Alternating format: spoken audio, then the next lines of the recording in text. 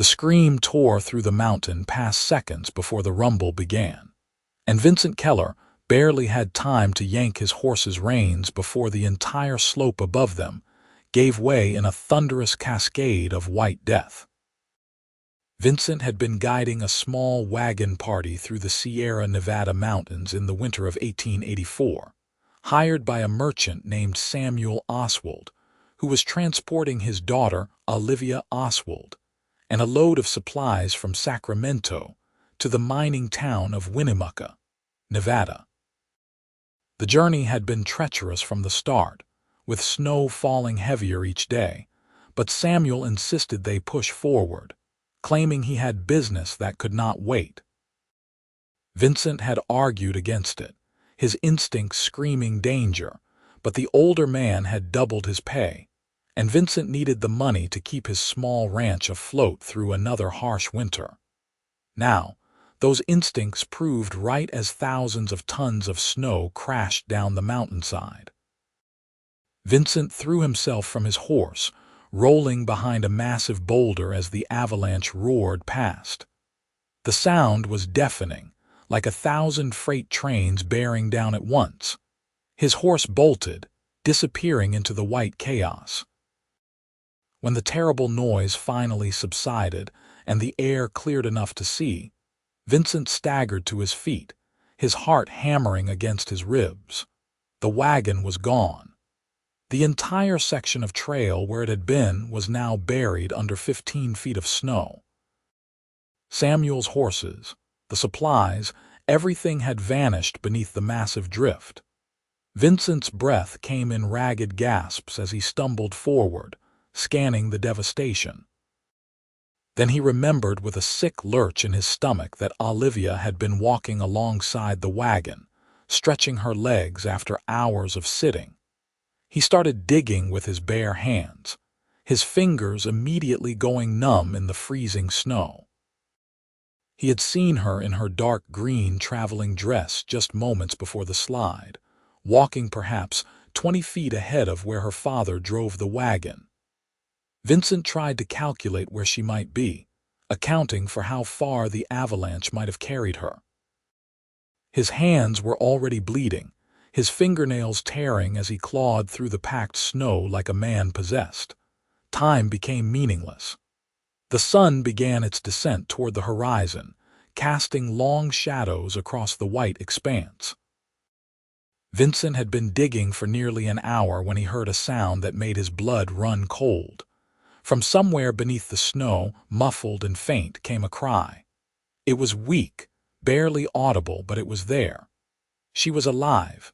Vincent redoubled his efforts, his muscles screaming in protest. He dug with a fury he had never known, following the sound of her faint cries. His hands were so cold he could no longer feel them, but he did not stop. Another hour passed. The sky began to darken. If he did not find her soon, she would freeze to death if she had not already succumbed to suffocation. He hit something solid, not rock but fabric. With renewed energy, Vincent cleared the snow around it, revealing the dark green of her dress. He dug faster, clearing snow from around her body. She was curled in a small pocket of air, her face blue with cold, her lips nearly white. But her eyes opened slightly when he pulled her free, and she gasped, drawing in a shuddering breath. Vincent did not waste time with words. He stripped off his heavy coat and wrapped it around her trembling form, then lifted her into his arms. She weighed almost nothing, her body slack against his chest. He needed to get her warm and fast. Looking around the desolate landscape, he spotted a small outcropping of rock about 100 yards down the slope, partially sheltered by an overhang. It would have to do. He carried her through the deepening snow, each step an effort. By the time he reached the shelter, full darkness had fallen. Vincent laid Olivia down on the driest patch of ground he could find, then set about gathering what dead wood he could find that was not buried. His emergency supplies had been on his horse, now long gone, but he still had his flint and steel in his vest pocket. Within minutes, He had a small fire crackling. In the firelight, he could see Olivia more clearly. She was perhaps 22 or 23, with dark auburn hair that had come loose from its pins and now hung in wet tangles around her pale face. Her lips were still tinged with blue, and her entire body shook with violent tremors. Vincent knew the signs of severe cold exposure. He had seen men die from it before. He moved closer, pulling her into his arms and wrapping them both in his coat. Body heat was the fastest way to warm someone in her condition. At first, she did not respond, her eyes closed, her breathing shallow. But gradually, as the fire grew stronger and his warmth seeped into her, the shaking began to ease slightly. "Stay with me," Vincent said, his voice rough. "Do not close your eyes. Keep talking to me." Her eyelids fluttered. "My father," she whispered, her voice barely audible. Vincent's jaw tightened. He had not found any sign of Samuel, and given where the wagon had been when the avalanche hit, the chances of the man surviving were nearly impossible. But he could not tell her that, not now, not when she was fighting for her own life. "We will look for him come first light," Vincent said. It was not exactly a lie. He would look, though he knew what he would find. Olivia nodded weakly against his chest. "Cold," she murmured. "I know. The fire will help. Just stay awake." They sat like that through the long night. Vincent fed the fire constantly, keeping the flames high. Slowly, color returned to Olivia's face. Her shaking eased. Around midnight, she finally spoke again, her voice stronger. "You saved my life." Vincent looked down at her. In the firelight, her eyes were a striking shade of green, like new leaves in spring. "I did what anyone would do." "No," she said firmly, meeting his gaze. "You dug for hours. I could hear you above me. I was trapped in a small space, barely able to breathe, and I heard you digging. You did not stop. Most men would have given up." Vincent did not know what to say to that. He had not thought about giving up. The moment he heard her cry, nothing else had mattered. "You are Samuel's daughter. He hired me to keep you safe." "My father is dead, is he not?" The directness of the question caught him off guard. Vincent had always appreciated honesty, and he found he could not lie to this woman who looked at him with such clear-eyed understanding. "I believe so. The wagon took the worst of it. I am sorry." Olivia closed her eyes, and a single tear tracked down her cheek. He was a stubborn man. "I told him we should wait for better weather, but he never listened." She drew a shaky breath. "I loved him, but he was a fool sometimes." They fell silent again. Vincent added more wood to the fire. Outside their small shelter, the wind howled and fresh snow began to fall. They were trapped here until morning at the earliest, possibly longer if the storm worsened. As the hours crept by, Olivia began to talk. Perhaps it was shock or grief, or simply the need to fill the silence, but she told Vincent about her life. She had grown up in San Francisco, the daughter of a moderately successful merchant. Her mother had died when she was 16, leaving her alone with her father. Samuel had never quite recovered from the loss, throwing himself into his business ventures with increasing recklessness. This trip to Winnemucca had been his latest scheme, hoping to establish a supply route to the booming mining towns of Nevada. "He wanted me to marry a banker's son in San Francisco," Olivia said quietly. "A man named Charles Whitmore, wealthy, respectable, and absolutely tedious. I refused. Father was furious. I think that is partly why he brought me on this journey, to punish me by dragging me through the wilderness." "What was wrong with the banker's son?" Vincent asked. He was not sure why he wanted to know, only that he did. Olivia looked up at him, and something shifted in her expression. "He saw me as a possession, a pretty thing to display at parties and produce heirs. He never once asked me what I wanted, what I thought about anything. He simply assumed I would be grateful for his attention." She paused. "I want more than that. I want someone who sees me as a person, not a prize." Vincent found himself studying her face in the firelight. She was beautiful, he could not deny that, but there was something else. Intelligence in those green eyes, strength in the set of her jaw. She had nearly died today, had lost her father, and yet she was not falling apart. She was facing it head-on. "That seems reasonable," he said finally. A faint smile touched her lips. "My father did not think so. He said I was too particular, too proud, that I would end up an old maid." "There are worse things to be than alone." "Yes," she agreed softly. "There are." Dawn broke cold and gray. The storm had passed, leaving everything blanketed in fresh snow. Vincent gently disentangled himself from Olivia, who had finally fallen asleep against his chest sometime before sunrise. He built up the fire again, then ventured out into the morning light. It took him an hour to hike back up to the Avalanche site. In the clear light of day, the destruction was even more apparent.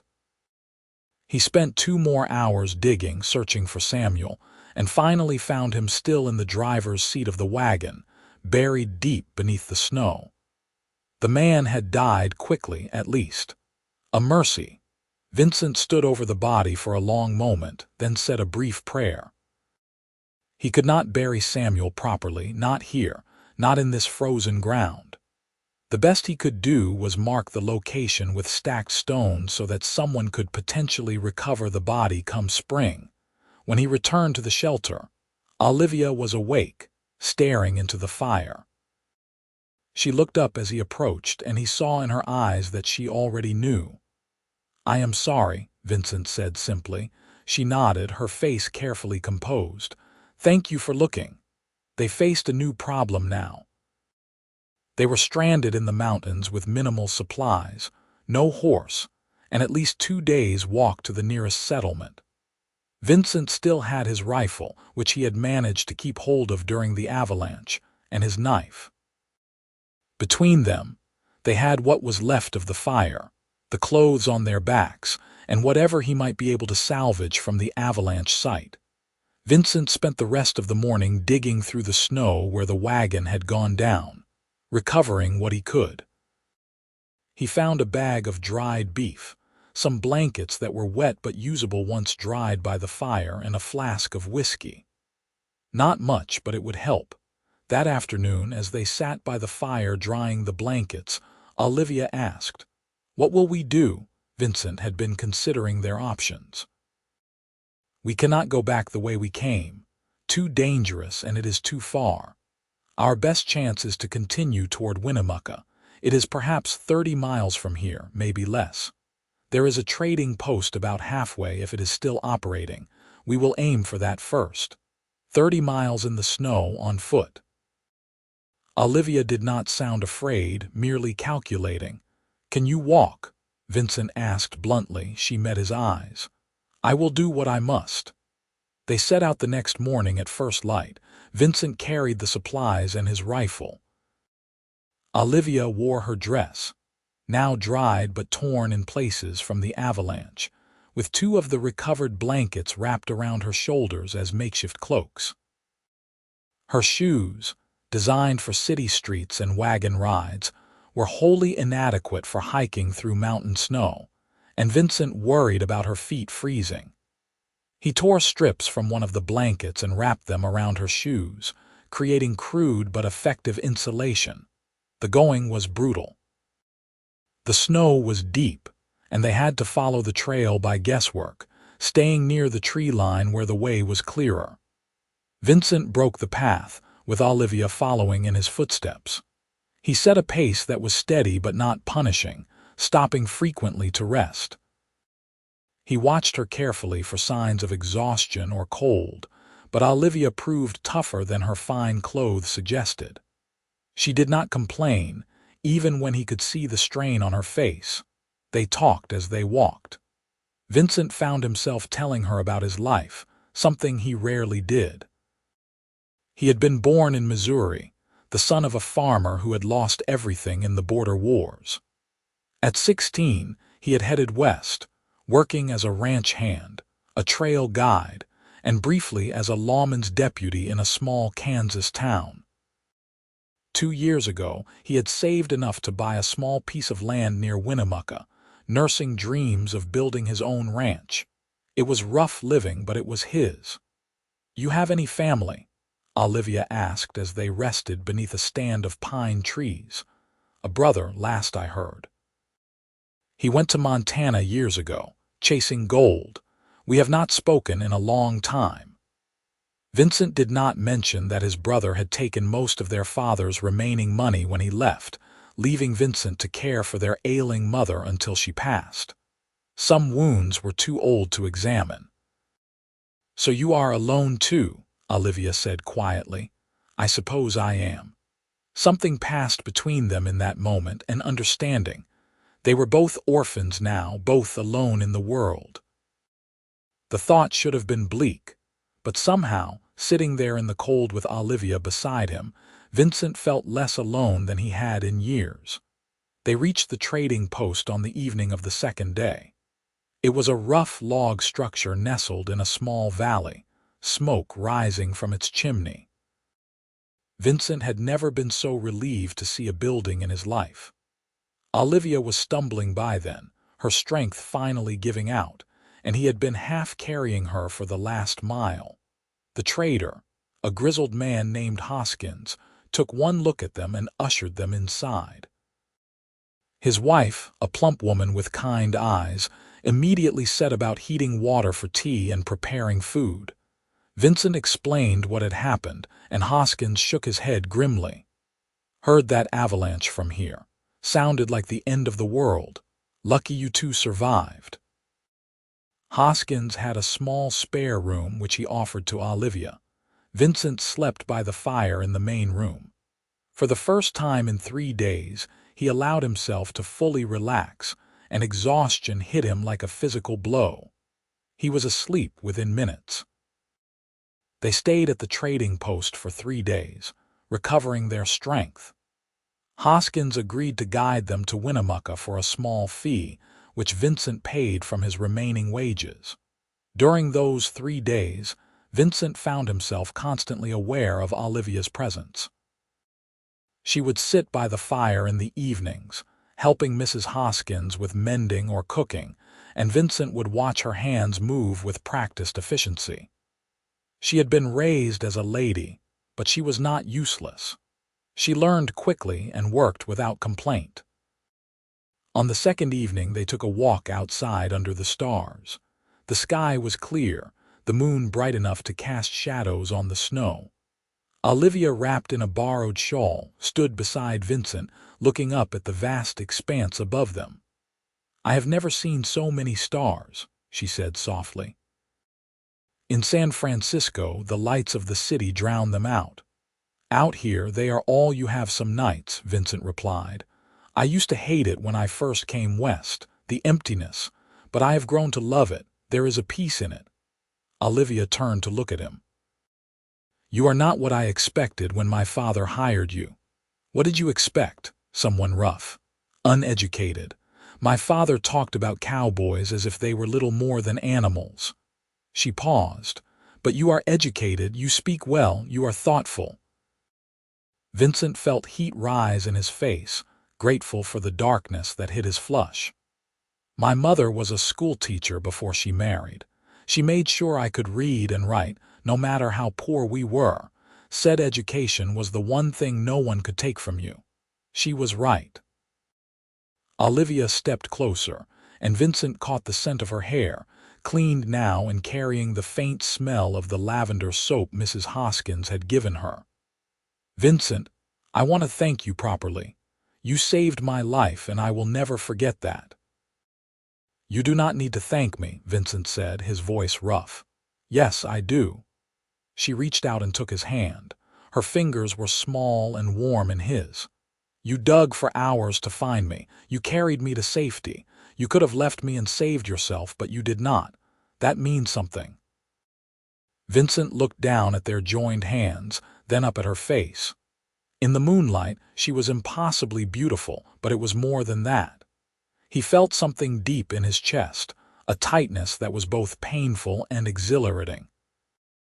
He had known her less than a week, and yet he could not imagine his life without her in it now.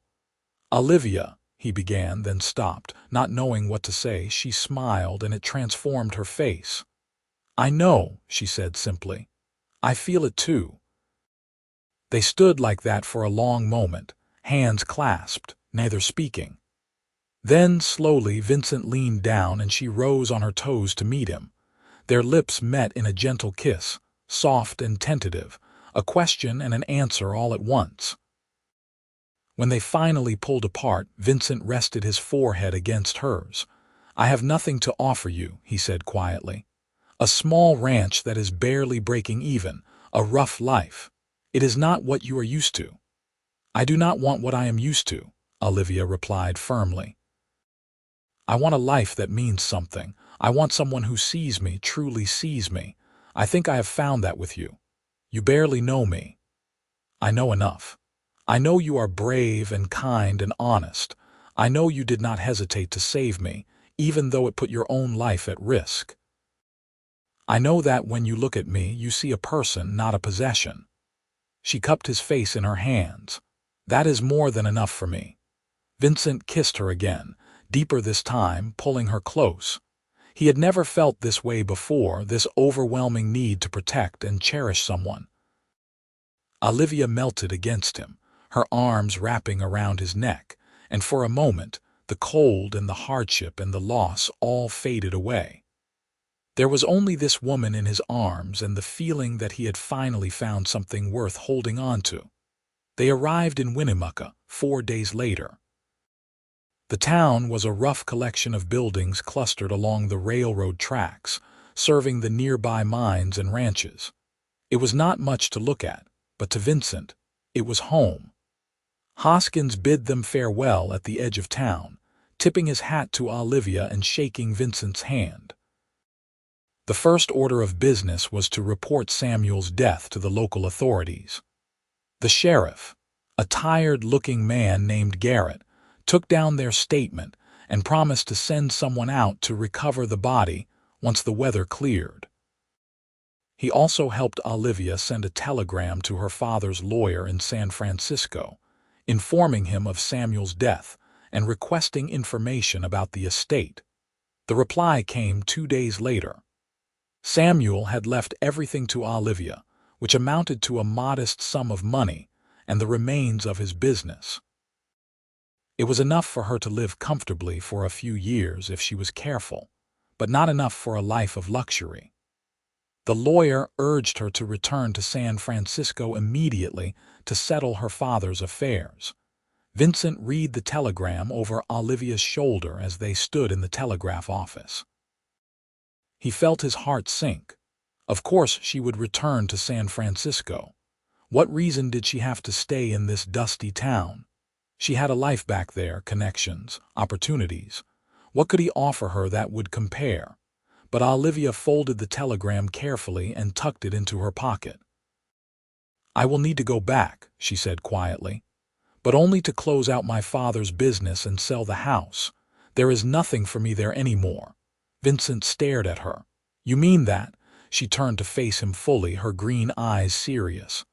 "I told you, Vincent, I want a different life. I want to stay here with you if you will have me." Vincent felt something crack open in his chest, a wall he had not even realized he had built around his heart. "Are you certain? Life here is hard. The winters are brutal. The summers are scorching. My ranch is just a few buildings and some cattle. It is not elegant or comfortable." "I do not need elegant," Olivia said, stepping close and taking his hands. "I need real, I need honest, I need you."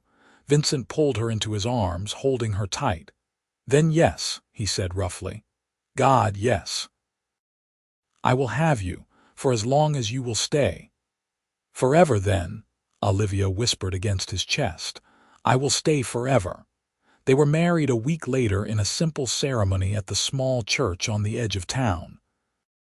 Olivia wore a dress borrowed from the general store owner's wife, simple blue calico that somehow made her eyes even brighter. Vincent wore his best shirt and pants, brushed clean and carefully mended.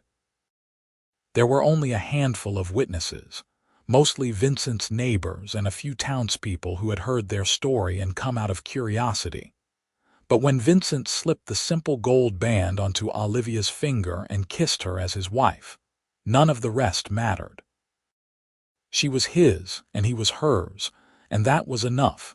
Before the wedding, Olivia had insisted on one thing. She took half of her inheritance and paid to have her father's body properly recovered and buried in the Winnemucca cemetery.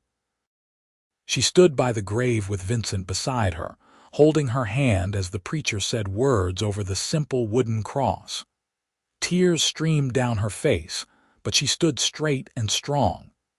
"He was not always a good father," she said quietly after the service ended and they were alone. "But he was the only father I had. He deserved better than to be left in the snow." "You are a good daughter," Vincent said, squeezing her hand. She looked up at him, her eyes red but clear. "I am ready to move forward now, with you." Vincent took Olivia home to his ranch the day after the funeral.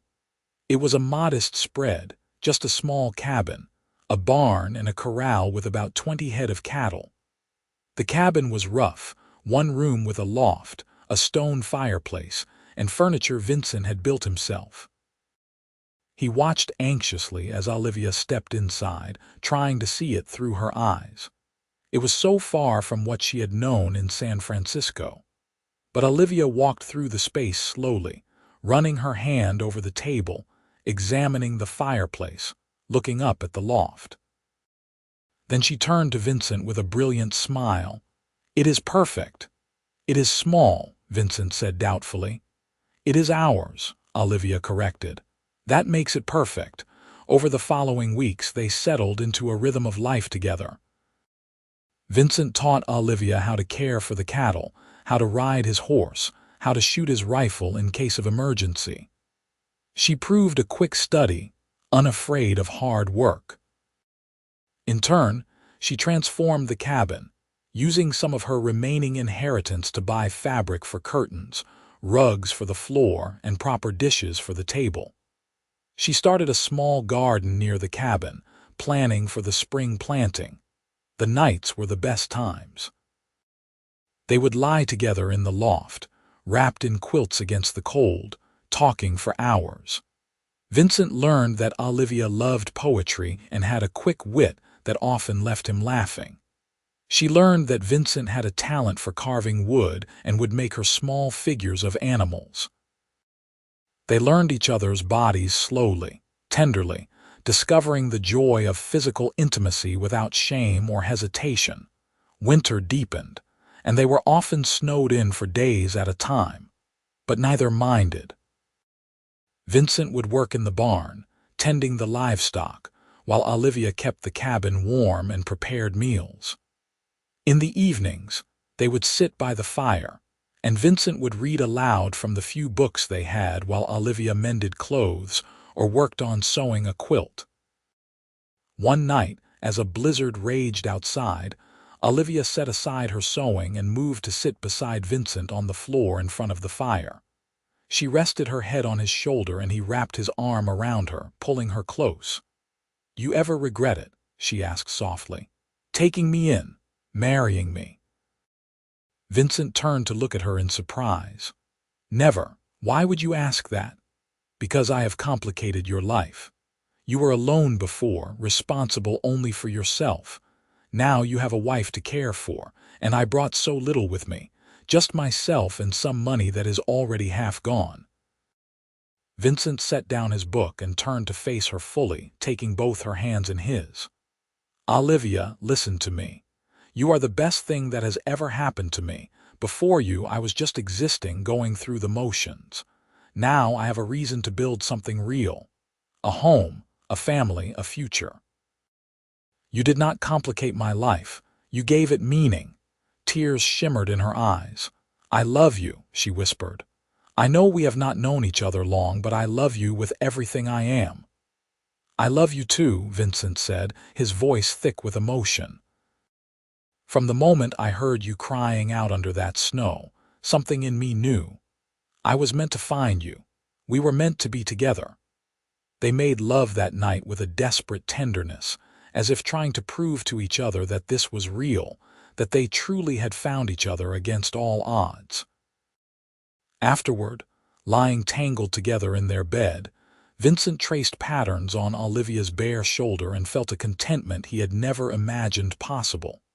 Spring came slowly to Nevada, but when it finally arrived, it brought new life to everything. Olivia's garden flourished, and she spent hours tending it, her face glowing with pride as the first shoots broke through the soil. Vincent expanded the herd, buying 5 more head of cattle with money they had carefully saved. The ranch was starting to look like something substantial, something that could grow.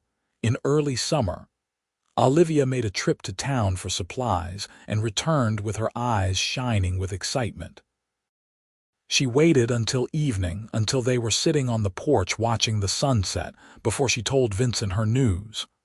"I saw the doctor today," she said, taking his hand and placing it on her still flat stomach.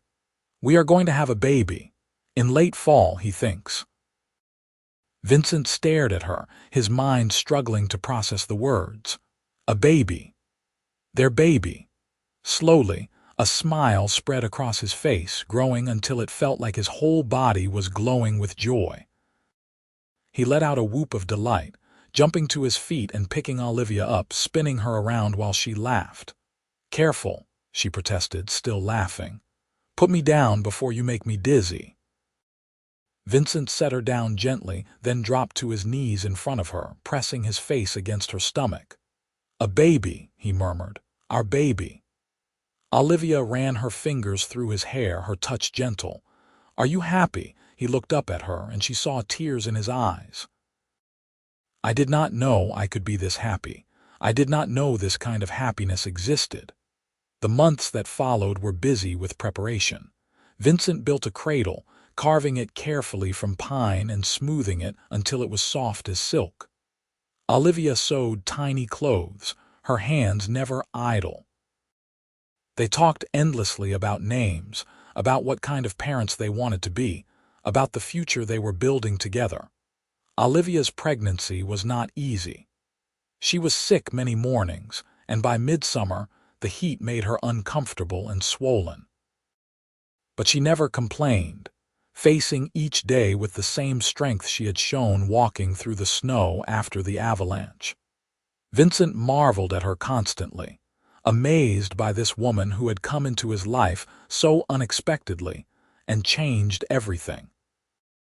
In late October, on a crisp autumn evening with the first snow of the season just beginning to fall, Olivia went into labor. Vincent rode like a demon to fetch the midwife from town, an elderly woman named Mrs. Chen, who had delivered half the babies in the county.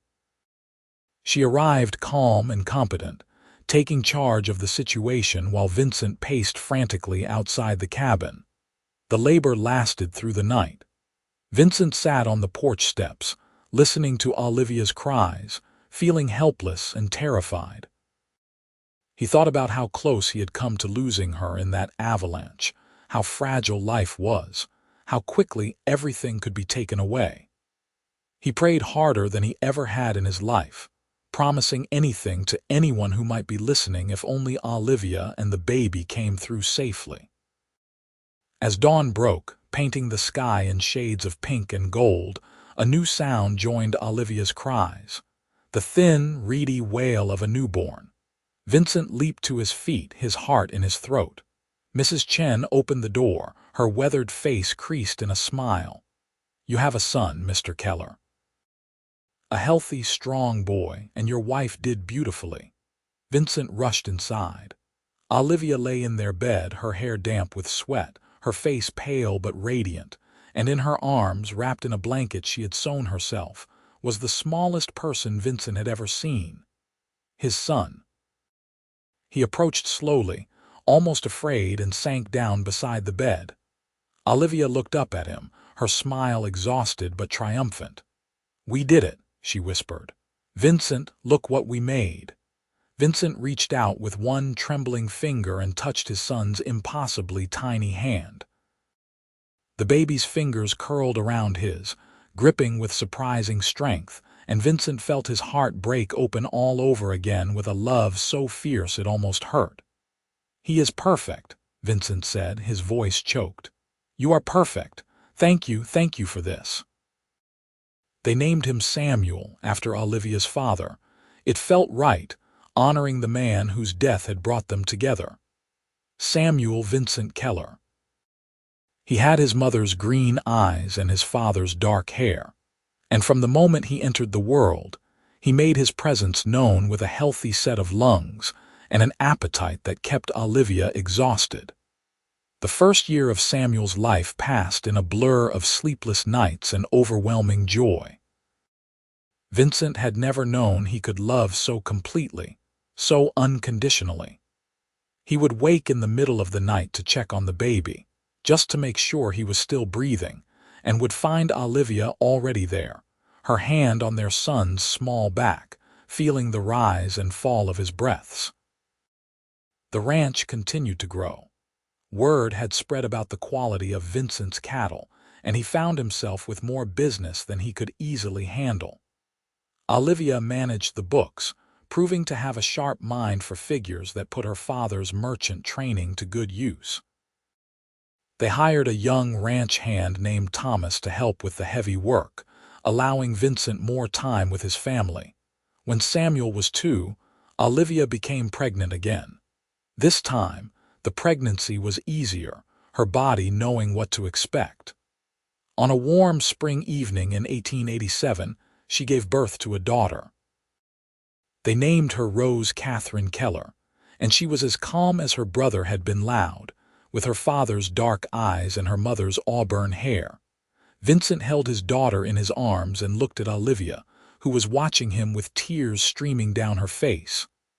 "What is wrong?" he asked in alarm. "Nothing," she said, laughing through her tears. "I am just so happy. Sometimes I think about that day on the mountain when I was buried in the snow. I was certain I was going to die, and now look at us. Look at what we have." Vincent carried Rose to the bed and sat beside Olivia, careful of her tired body.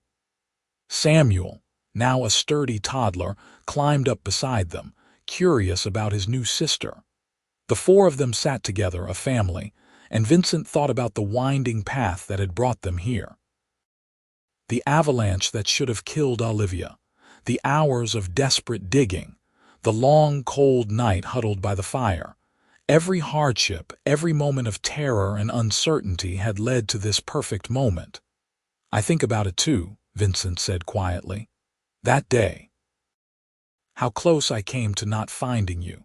And then I look at this, at you and our children, and I cannot imagine my life any other way.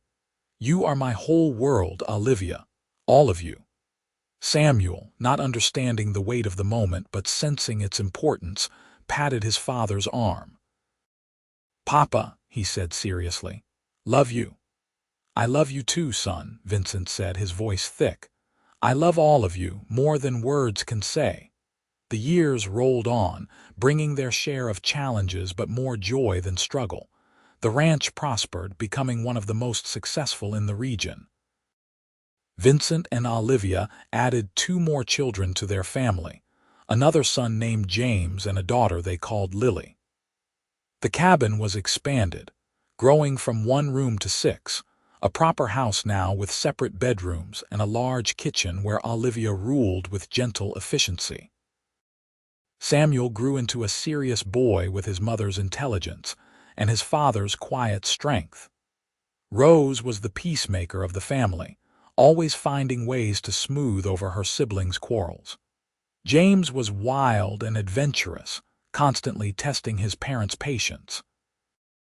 And Lily, the baby, had everyone wrapped around her tiny finger from the moment she arrived, on cold winter nights, when the snow fell thick and heavy outside. Vincent would gather his family around the fireplace and tell them stories. The children loved hearing about the early days, about their parents' first meeting, about the avalanche and the long trek through the snow. It became family legend, the story of how their father had dug for hours to save their mother's life, how he had never given up even when all hope seemed lost. "Tell us again, Papa," Lily would beg, her eyes wide. "Tell us about finding Mama in the snow." And Vincent would tell it, never tiring of the story because it was their story, the foundation of everything good in his life. He would watch Olivia as he spoke, seeing her smile softly at certain parts, and he would feel that same surge of love he had felt the first night they spent together by the fire. When Samuel turned 18, he announced his intention to attend college in California, wanting to study engineering. Vincent and Olivia supported his decision, proud of their son's ambitions even as they mourned his departure.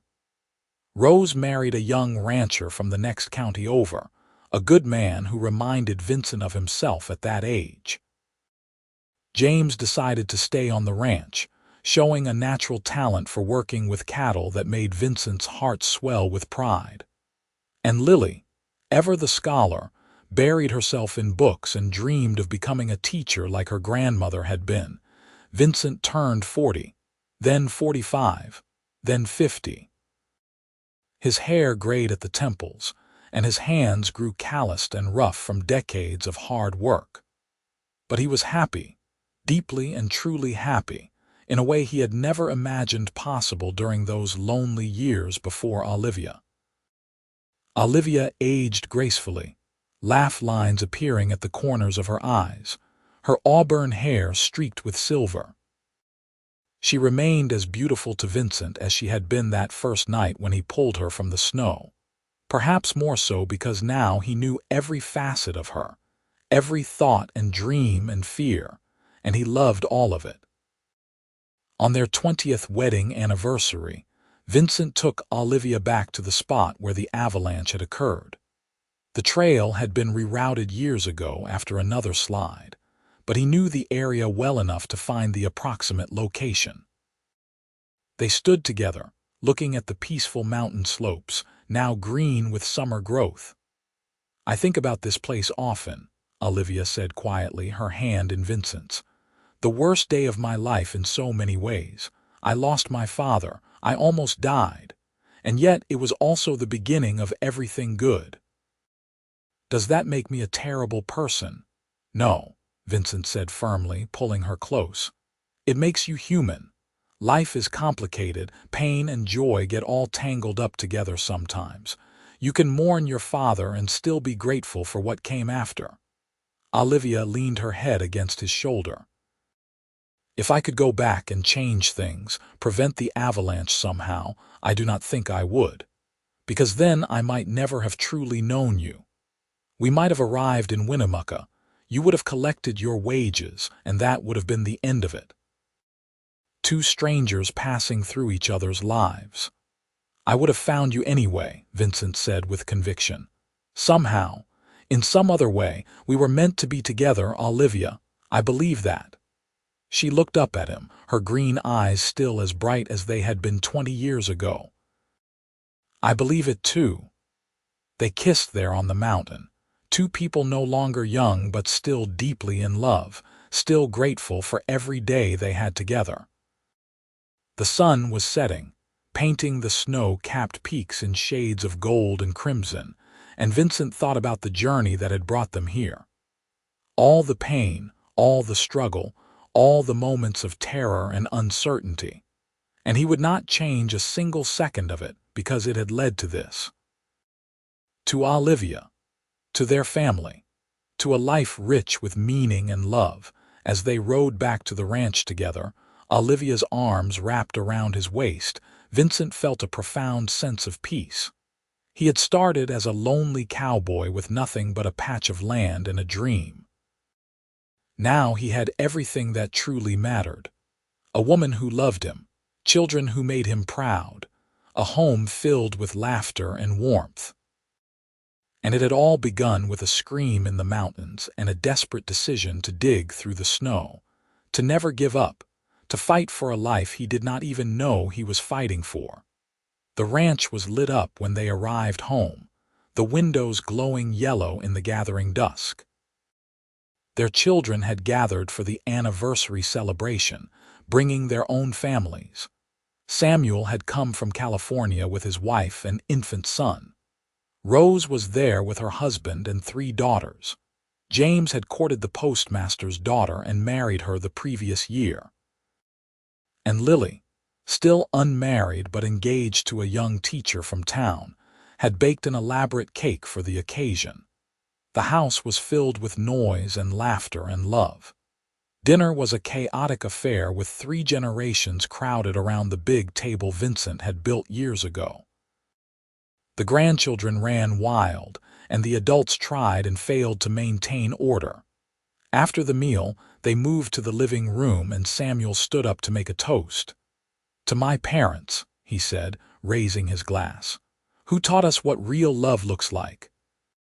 Who showed us that strength is not just about surviving hard times, but about building something beautiful in spite of them. We are all here because of a miracle that happened 20 years ago on a mountain. Because our father refused to give up. Because our mother refused to give in. Thank you for giving us this family, this life, this love." Everyone drank, and Vincent saw Olivia wipe tears from her eyes. He reached for her hand under the table and squeezed it. She squeezed back, her grip as strong as ever. Later, after the children and grandchildren had left or gone to bed in the various rooms of the house, Vincent and Olivia stood on the porch, looking out at the stars. The night was clear and cool, perfect for late spring in Nevada. Somewhere in the distance, a coyote howled, a lonely sound that Vincent had once found melancholy but now thought of as just another part of home. "You remember what you said to me that first night?" Olivia asked softly. "When I was so cold, barely conscious, and you were trying to keep me awake." Vincent thought back, trying to recall through the haze of 20 years. "I told you to stay with me. You did, and I have. Every day since then I have stayed with you." She turned to face him, her face serious in the moonlight. "And I will keep staying with you, Vincent Keller, until there is no more time left for us in this world. That is my promise to you." Vincent pulled her into his arms, holding her close, feeling the steady beat of her heart against his chest. "And I will keep you safe," he promised. "Just like I did that day in the snow. I will always dig you out, Olivia. Always find you. Always bring you home." They stood like that for a long time, 2 people who had found each other against impossible odds and built a life that was rich beyond measure. The stars wheeled overhead, ancient and indifferent, but Vincent and Olivia did not care about the stars just then. They had each other, and that was enough. That would always be enough. Inside the house, their family slept, safe and warm, the product of a love that had been forged in ice and snow and desperation. And on the mountain where it had all begun, the snow would eventually melt and return, season after season, year after year, but the love it had sparked would endure far longer, passed down through generations, a legacy of 2 people who had refused to let go of each other even when the world tried to bury them alive. Vincent kissed Olivia's forehead, then her cheeks, then her lips, gentle kisses that spoke of comfort and familiarity and enduring passion. And as they finally went inside together, hand in hand, closing the door on the cool night air, they carried with them the knowledge that they had won. They had beaten the odds, survived the impossible, and created something beautiful from tragedy. Their love story was complete, not because it had ended, but because it had reached that perfect place where past and present and future all aligned, where every struggle had meaning, where every tear had been worth it. They had found their happily ever after, not in spite of the avalanche, but because of it. And that made all the difference.